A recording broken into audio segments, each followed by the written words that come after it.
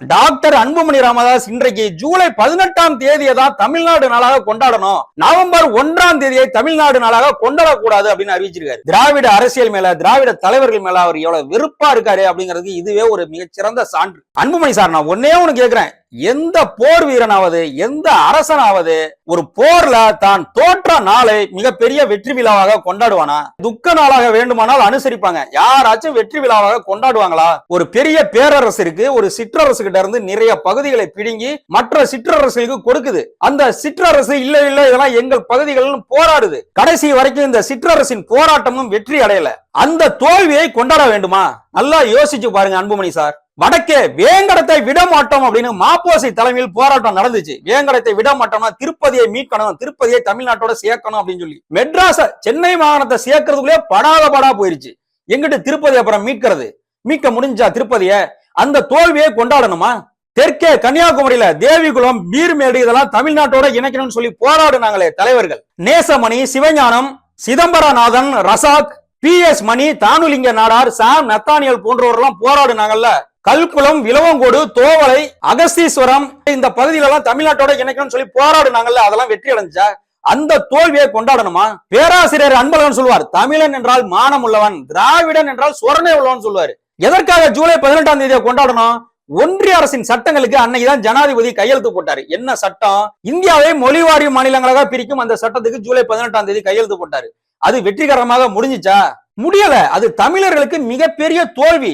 ஒன்றிய அரசு கையெழுத்து போட்டது, அதை சட்டமாக்குனது அப்படிங்கிற ஒரே காரணத்துக்காக ஒன்றிய அரசுக்கு நம்ம அடிமையாவே இருக்கணும் அப்படின்னு நினைக்கிறது என்ன நியாயம்? நவம்பர் 1ஆம் தேதி பேரறிஞர் அண்ணா தமிழ்நாடுன்னு பேர் வச்சாரு. அந்த தமிழ்நாடுன்னு பேர் வைக்கிறதுக்கு என்ன பாடுபட்டோம்? சங்கரலிங்கனார் அப்படிங்கிற ஒரு உயிர் நீத்தார். எத்தனை நாள் உண்ணாவிரதம் இருந்தாரு. காங்கிரஸ் கட்சியை சேர்ந்தவர் அவரு. அப்ப காங்கிரஸ் தமிழ்நாட்டை ஆண்டாங்க. பேர்ல என்ன வந்துட போகுது? அந்த பகுதிகள் எல்லாம் தமிழ்நாட்டோட இணைச்சா மட்டும் என்ன வந்துட போகுது? எல்லாம் இந்தியாவில தானே இருக்கு அப்படின்னு சொன்னாங்க.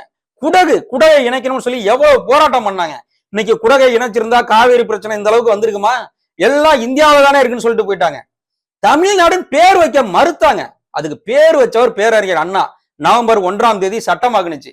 அதை தமிழ்நாடு நாளாக கொண்டாடணுமா? மெட்ராஸ் பிரசிடென்சி அப்படின்னு இருக்கிறதுக்கு இந்த மானமுள்ள தமிழனால் தமிழ்நாடுன்னு ஒரு பேர் வைக்க முடியல. சொரணை உள்ள திராவிடம் வந்துதான் தமிழ்நாடுன்னு பேரை மாத்துனுச்சு. அதை கொண்டாடுறதா இல்ல ஒன்றிய அரசு கையெழுத்து போட்ட ஜூலை 18 கொண்டாடுறதா? ஜூலை 18 மொழிவாரி மாநிலங்களா பிரிச்ச நாள், வெற்றி நாள் சொன்னாலும் அங்கேயும் திராவிடம் இருக்கு.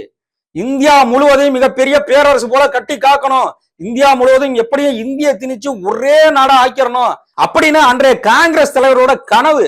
இங்கே தெற்கிலே திராவிடம், பெரியார், அண்ணாவெல்லாம் ஐரோப்பாவை எடுத்துக்காட்டா காட்டி உங்களுடைய பேரரசெல்லாம் மக்களை அடக்கி ஒடுக்கதாண்டா பயன்படும்.